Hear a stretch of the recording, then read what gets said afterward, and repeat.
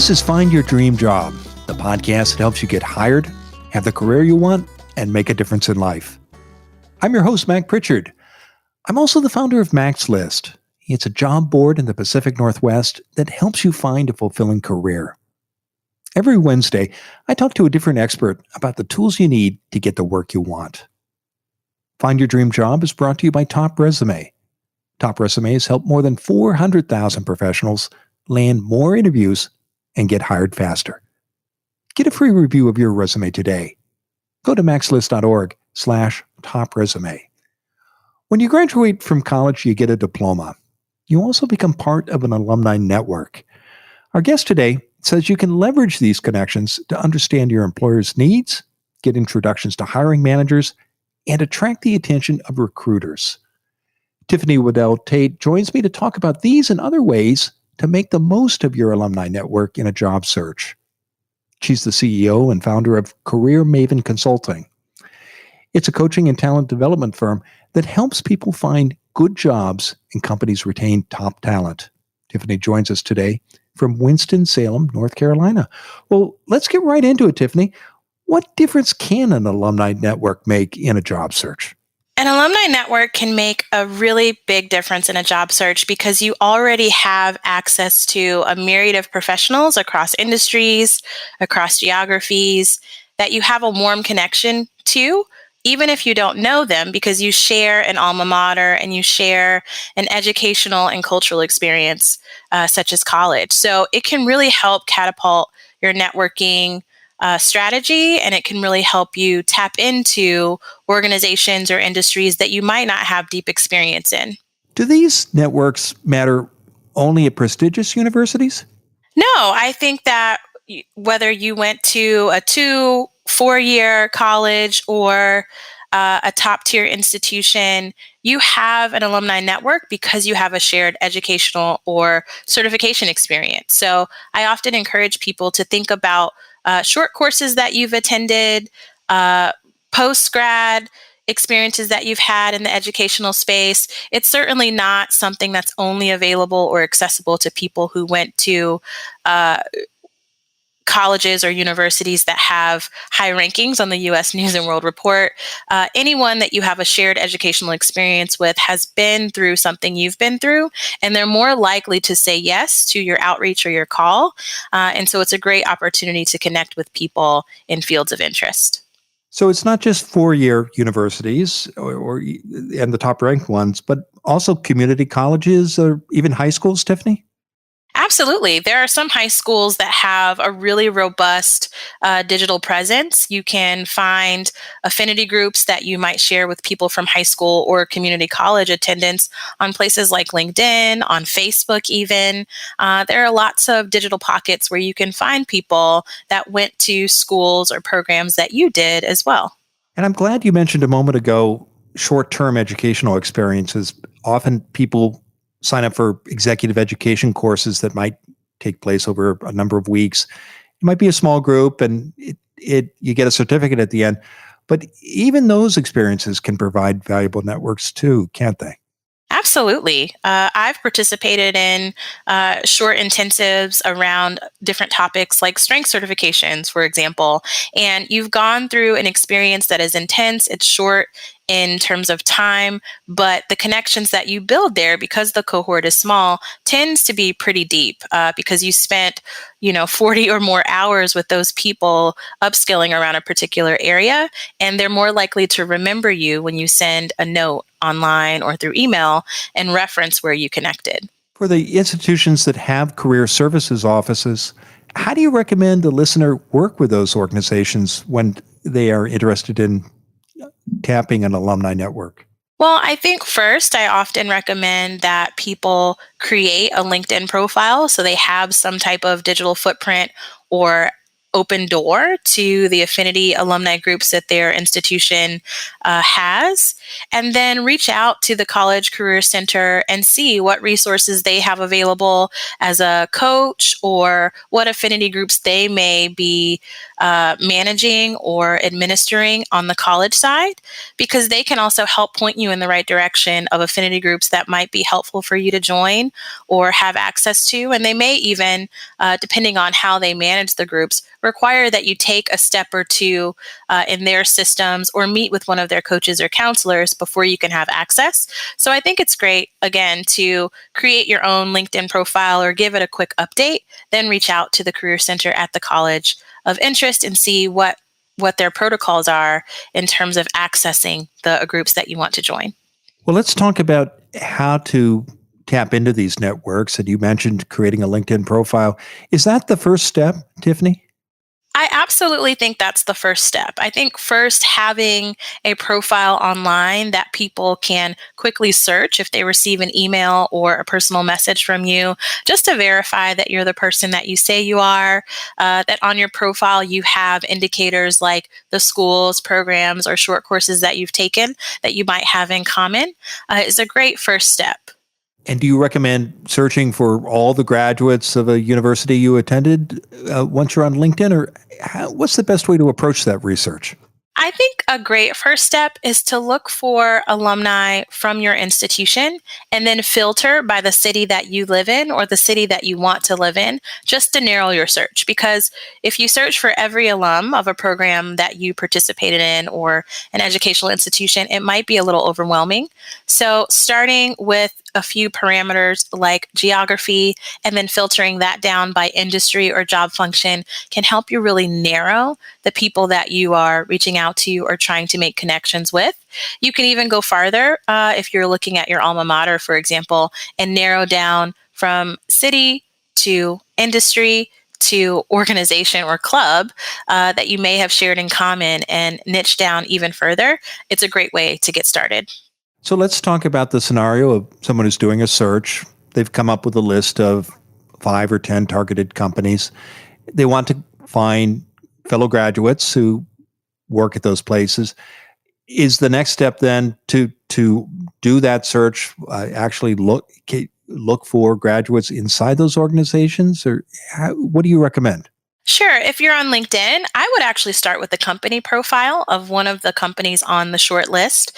If you go to many of the company pages on LinkedIn as your first step, then it's not uncommon that off to the right-hand side, I believe, you'll see what you have in connection with people at the organization. So, for example, if I were to look at a company right now, on the right-hand side of that company page, LinkedIn has a lot of really smart data that says you are connected to 45 people who are connected to this organization in some way, whether they work there currently or they've worked there previously. I can see that we have a shared collegiate experience, and then I'll click on that.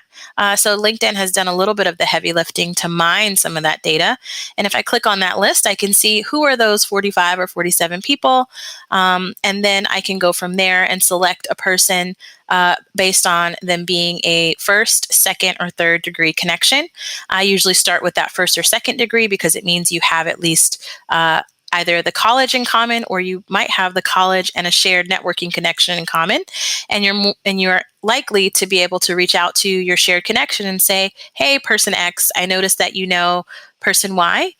Would you be willing to make an e-introduction? And if you don't have that connector, you can go straight to the person of interest and say, hi, I see that we both attended X college.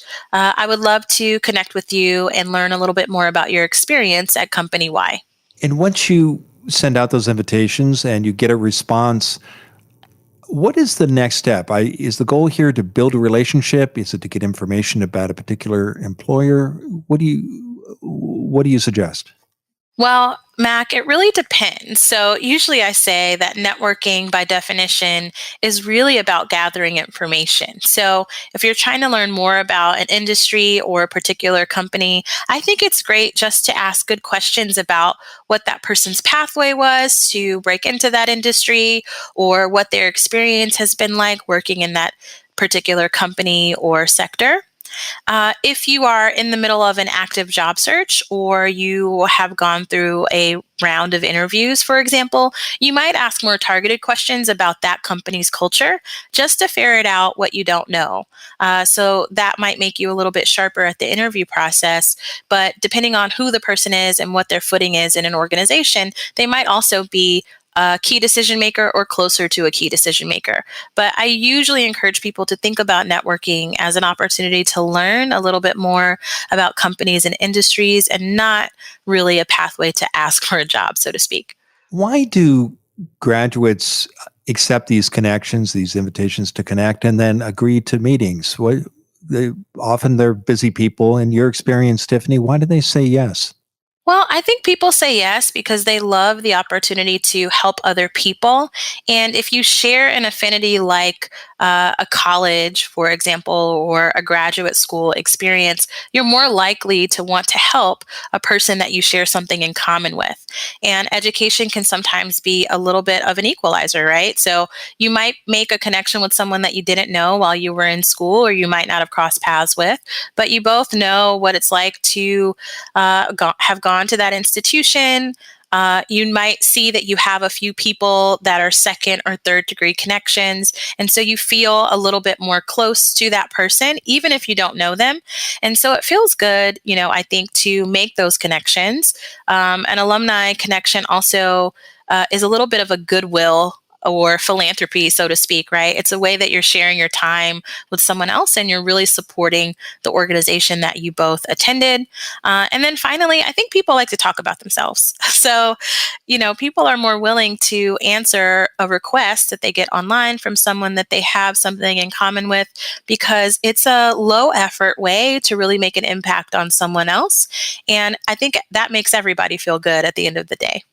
I love your point about people's interest in talking about themselves. I've certainly find that in my own networking, and it's a good thing because to be able to allow that.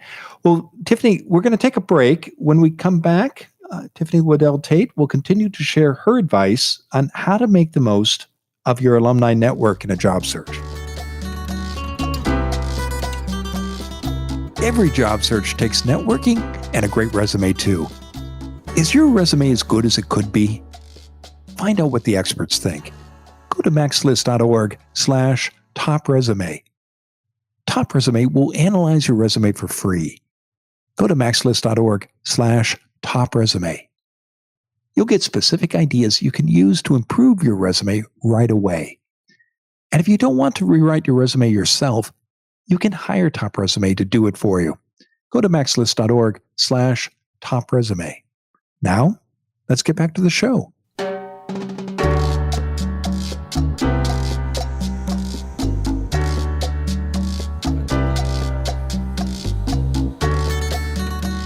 We're back in the Max List studio. I'm talking with Tiffany Waddell Tate. She's the CEO and founder of Career Maven Consulting. It's a career coaching and talent development firm. Now, Tiffany, before the break, we were talking about how to make the most of your alumni network in a job search, and you were talking about just the power of affinity that exists when you have that connection to someone who has attended the same educational institution as you, and how that can help you tap into networks inside in employers that interest you or where you might even be applying for a job. Outside of networking, as you laid out, are there other ways that people can use their alumni network professionally in a career? Well, I think there are a couple of ways that folks can use their alumni network professionally in a career. I think if you are a recruiter, for example, the alumni network is a great opportunity to tap into talent that has shown or proven particular ability in an industry sector or company, right? And so I know in my experience as a former collegiate career coach, it was not uncommon for us to look to university recruiters or college recruiters who might not have a formal relationship with our alma mater, but it was a great way to create an informal and then formalize an opportunity to pipeline student talent and early alumni talent to that company or industry that might have a stronger connection to other institutions based on majors. So I think it's not a secret. I'm a liberal arts grad and I believe in the power of liberal arts, but I think a lot of times people will leverage an alumni network as a great prime ground to find new talent if they are in the recruiting function or looking for new talent. I also think, folks are leveraging the alumni network to just build community. I mean, after college, sometimes when you are moving to a new city or find yourself on a completely different coast than where you grew up, it's not uncommon to leverage an alumni network to build social and friend relationships in a new place. So alumni networking is useful absolutely for the job search. It's also really useful to build community in a new place if you've landed there for a new job and get plugged into a built-in network, so to speak. And what are some of the opportunities that might be available if you're interested in building community through a alumni network? Well, I think depending on the institution or the organization, sometimes organizations will create social opportunities just for, I call it low effort, easy, casual networking where you can just meet people who went to your institution. You may or may not have been there during the same years or overlap, but you share that affinity. And so the institution may create pockets of opportunity around the country for people to come together and connect either in person or virtually. I think there are also other opportunities through an alumni network to identify ways that you can give back. So whether that's community engagement and service or supporting students who are currently in the program that you attended with information, advice, coaching. There are often lots of opportunities like that allow you to plug back into the institution you attended, meet other alumni, or help students who are currently moving through the ranks. And I want to go back to networking. Often I hear from job seekers that they've reached out to an alum asking for an informational interview and they haven't heard back. What do you think is happening there, Tiffany? Well, the person might either be overwhelmed with the number of requests that they're getting, or they might not be great at keeping up with their personal social media. I consider LinkedIn on the list of professional, but still a channel where you're getting information all the time, and you do need to schedule time to check in on it. Or they might feel like they don't have much to offer the person. So I usually encourage people to give folks a little bit of time to get back, maybe follow up in a couple weeks' time, and also be really clear in the messaging that you send. There is a small possibility that people don't respond because they aren't quite sure what it is that you're looking for. So I think it's really important to be, concise, direct in your ask, ask specifically for 15 or 20 minutes of their time, ask specifically for information so that you can better understand their career path or better understand that industry or company culture so that they know before they follow up what exactly they're responding to. Do you have recommendations for a timeline and the number of attempts to make when following up? Sure. So I think it's great once you send your first message to give someone about a week, maybe week and a half to circle back to you. And then if they haven't, follow up at that point. I usually consider a 2 and done approach as most appropriate because after that, too many follow-ups can seem a little pesky or put a lot of pressure on someone. And in terms of number of people to reach out to, I think starting with 3 to 5 folks is a great first start because you are going to wait for those people to respond to you, and you can schedule out the meetings over the course of a month or a month and a half. So you're not overwhelmed with the number of networking conversations that you're having, but you're also really engaging with a good number of people to learn as much as you can in a short period of time. Many universities and colleges and even high schools maintain online alumni databases or sometimes old-fashioned print directories. You talked a lot about LinkedIn in the first half of the show, but how do you recommend a listener use those resources when networking with graduates, fellow alums? Sure. So I think if you're going to use databases that are proprietary to your alma mater or other organization that you're a part of outside of LinkedIn, it's really important to first make sure that they don't have any internal protocols or things that you have to do before you get access. Second, I think it's really important to make sure that your information and your profile inside of that database is up to date.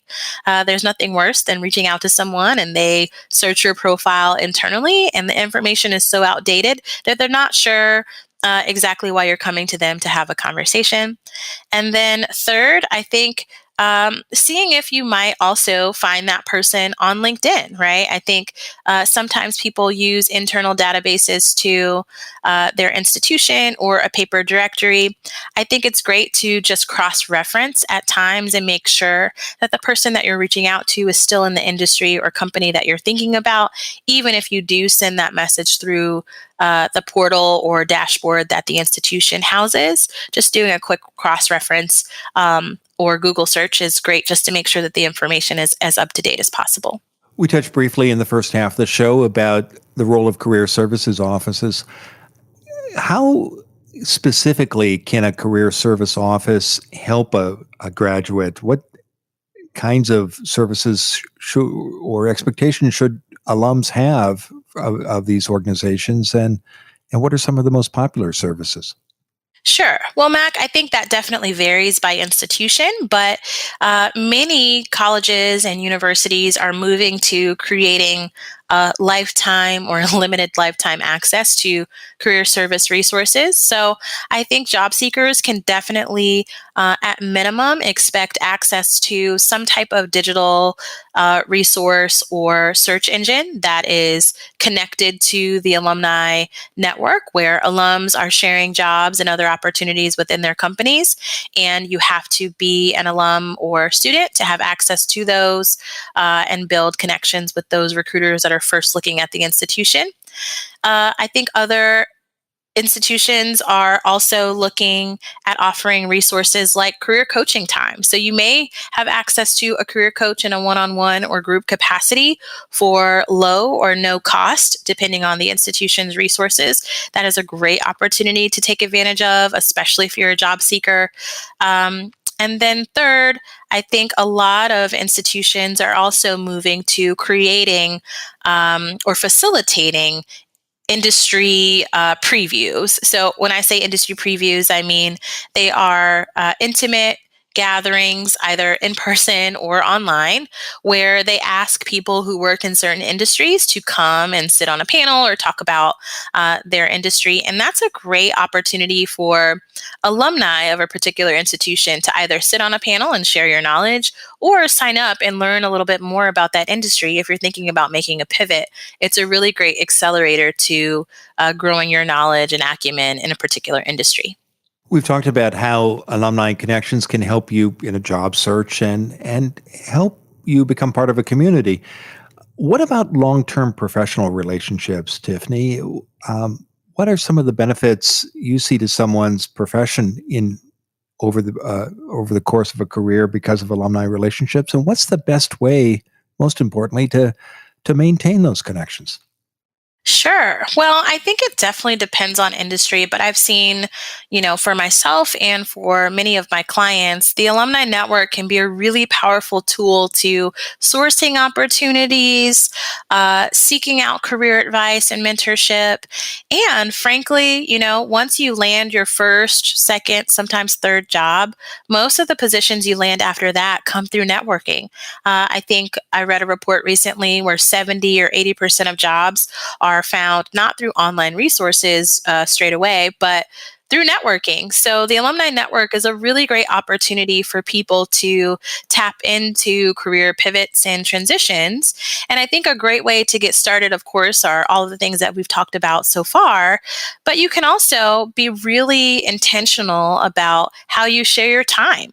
So if you are an alumni volunteer or your alma mater has a particular need, that's a great way. Like if you join boards or you raise your hand and say, hey, I really want to sit on this council or participate in this other way that is specifically designed for alumni, that's a really great opportunity to give back to your institution, but also build really strong connections and have people see you in a little bit of a professional context that they might not have otherwise. And so it's not uncommon to get tapped for opportunities, projects, or full-time opportunities when people are seeing you as a leader, or they're seeing you put your skills to work outside of a traditional 9 to 5. So I think the Alumni Network is a really great ground, again, just for learning, upskilling, sourcing opportunities, but it's also a really great space for you to call on people, who are looking to make hires,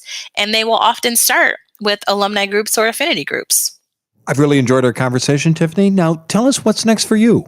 Well, I've been working a lot, Mac, on creating resources online. The Resume Cure is my newest digital product. It's a quick masterclass and downloadable resume template to help people DIY their own resume and get out of their way, get started on a job search today.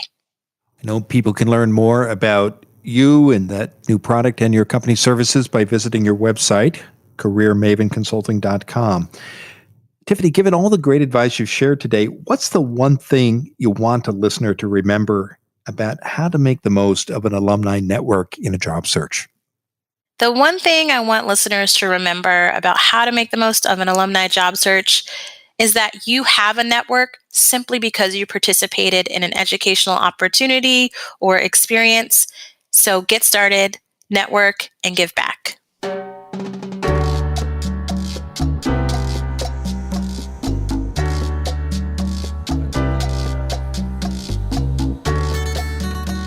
Make sure you never miss an episode of Find Your Dream Job. Subscribe to our free podcast newsletter. You'll get information about our guests, free job search articles, and transcripts of every show. Go to maxlist.org/show notes. Again, that's maxlist.org/show notes. Next week, our guest will be Shireen Rodriguez. She's the Talent Acquisition Manager at OTAC.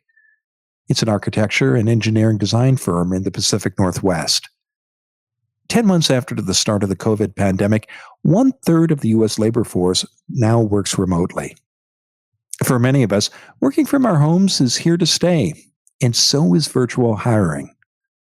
Shireen and I will talk about how to virtually impress a hiring manager and what you need to do differently.